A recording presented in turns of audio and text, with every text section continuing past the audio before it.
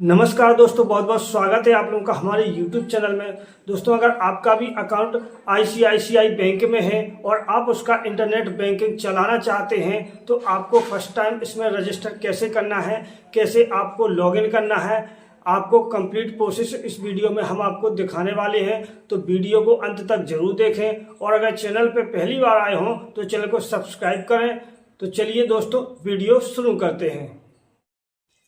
सबसे पहले आपको अपने ब्राउज़र में ICICI बैंक इंटरनेट बैंकिंग इतना टाइप करके आपको सर्च करना है।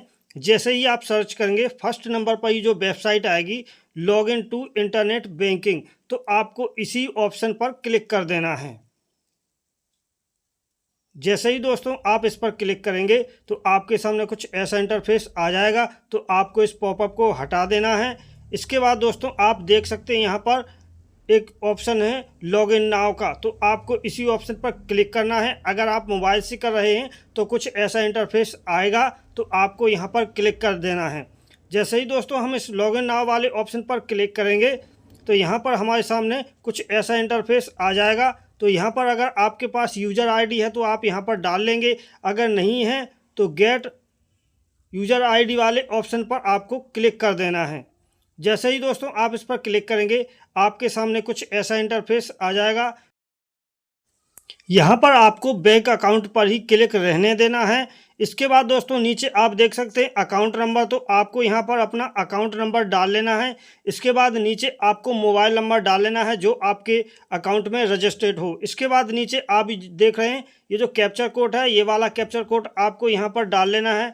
जैसे एग्जाम्पल के लिए 10 और 3 13 होते हैं, तो आपको यहाँ पर प्लस का निशान दिखाई दे रहा है तो यहाँ पर प्लस करना है। माइनस का भी आ सकता है, यहाँ पर मेरा अलग है आपका अलग। तो आपको कैप्चर कोड डालने के बाद गो वाले ऑप्शन पर क्लिक कर देना है। जैसे ही दोस्तों आप इस पर क्लिक करेंगे आपके सामने कुछ ऐसा इंटरफेस आ जाएगा। तो यहाँ पर जो जैसा आपका डेबिट कार्ड यहाँ पर शो हो रहा है, ऐसा आपके पास डेबिट कार्ड होगा। तो उसमें जो नंबर होंगे सी वाले बॉक्स में, आपको जो भी सी वाले बॉक्स में नंबर हो वो आपको सी वाले बॉक्स में डालना है। एच वाला आपको एच वाले में डालना है, एम वाला आपको एम वाले में डाल लेना है। ये सब आपको नंबर डालने के बाद गो वाले ऑप्शन पर आपको क्लिक कर देना है। तो चलिए मैं यहाँ पर इसमें नंबर फिल कर लेता हूँ, आपको भी फिल करके और गो वाले ऑप्शन पर क्लिक कर देना है। जैसे ही दोस्तों आप क्लिक करेंगे your internet banking user ID has been registered your mobile number, तो जो भी आपका जो भी आपका नंबर रजिस्टर्ड होगा उस मोबाइल नंबर पर आपके यूजर आईडी भेज दी जाएगी। इसके बाद आपको नीड टू लॉगिन पासवर्ड इस वाले ऑप्शन पर आपको क्लिक कर देना है। जैसे ही दोस्तों आप इस पर क्लिक करेंगे तो आपके सामने कुछ ऐसा इंटरफेस आ जाएगा।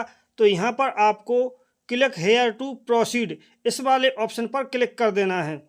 इसके बाद आपके सामने कुछ ऐसा इंटरफेस आ जाएगा। तो यहाँ पर आपको जो भी यूज़र आईडी आपके मोबाइल पर भेजी गई है वो डाल लेना है।